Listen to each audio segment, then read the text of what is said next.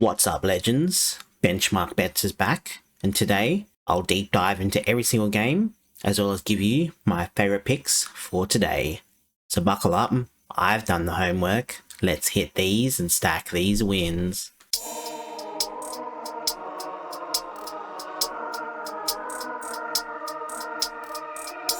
Before we jump into today's picks, let's do a quick recap on the last NBA video, and we went 2-2 with Nick Claxton over 12.5 points and Miles Bridges over 15.5 points, both cashing.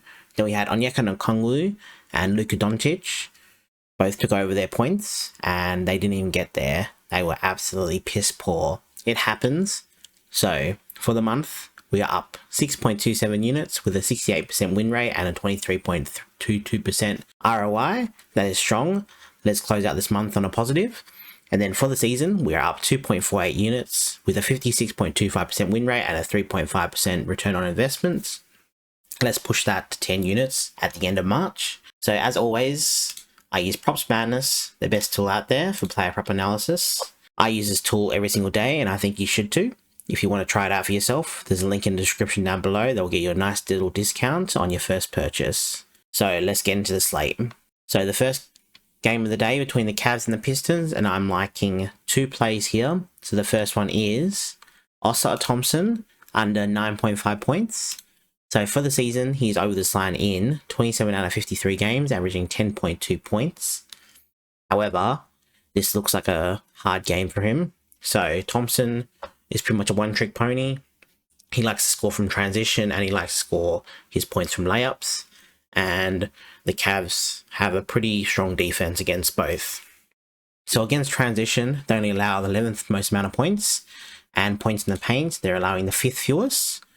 So when Thompson is versing teams that have a strong defense for points in the paint allowed, he's under this line in 13 out of 19 games, averaging 8.1 points.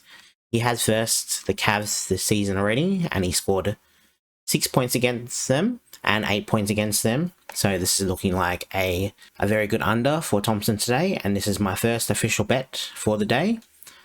Then the second pick that I'm liking is Jalen Duren under 17.5 points.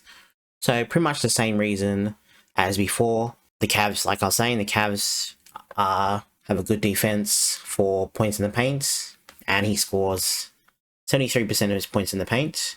The only difference here is that Durant is used a lot more than Thompson, and I can see him getting close to this line. So this is more of a lean compared to a main pick.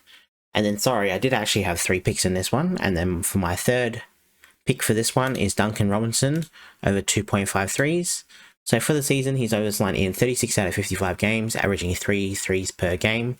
He loves to score 62% of his threes from catch and shoot, where the Cavs allow the 7th most amount of points from there. So when he versus weak defenses for catch and shoot, he's over this line in 14 out of 21 games, averaging 3.3 3-pointers. The only thing here is that this could be a blowout, and Duncan Robinson could be sat pretty early. However, 2.5 threes, he's been cashing this all season, and I've been betting on it a lot. And this is a nice little strong lean of mine. And then for the Cavs side of the ball, not exactly too sure what's going to happen. Harden is questionable, as well as Dean Wade. So if Harden is playing, then Allen's under could be a bit of risk. But at the moment, I am liking Allen's under. It's more of a lean.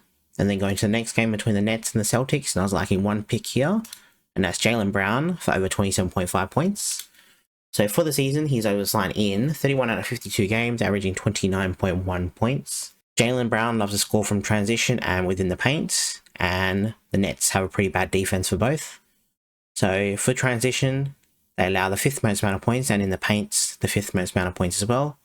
20 versus weak defenses for transition points, he's over this line in only 9 out of 18 games, averaging 27.7 points. And when he versus weak defenses for points in the paint allowed, he's over this line in 13 out of 21 games, averaging 28.5 points. But this is the main catcher. So this game is looking to be like a blowout. However, when the Celtics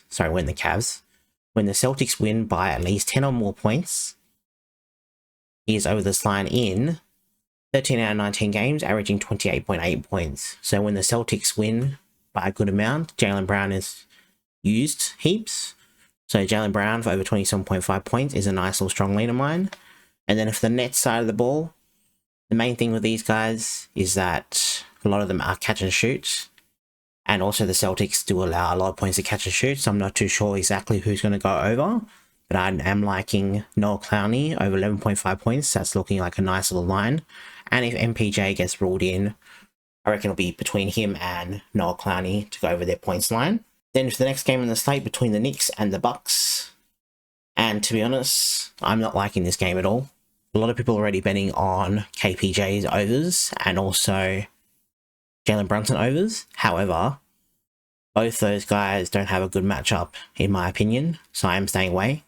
But KPJ over and also Brunson over are nice little leans of mine. Then for the next game between the Grizzlies and the Mavs, I'm liking GG Jackson over 21.5 points and rebounds. In his last 5 games, he's been smashing it, averaging 28.2 points and rebounds, and I can see that happening here today. He does have a pretty soft matchup against the Mavs. The Mavs do allow the 4th most amount of points in the paint, and also allow the 4th most amount of rebounds, so GG Jackson to get busy in the paint and go between 1.5 points and rebounds is a nice little play of mine, and is my second official bet for today.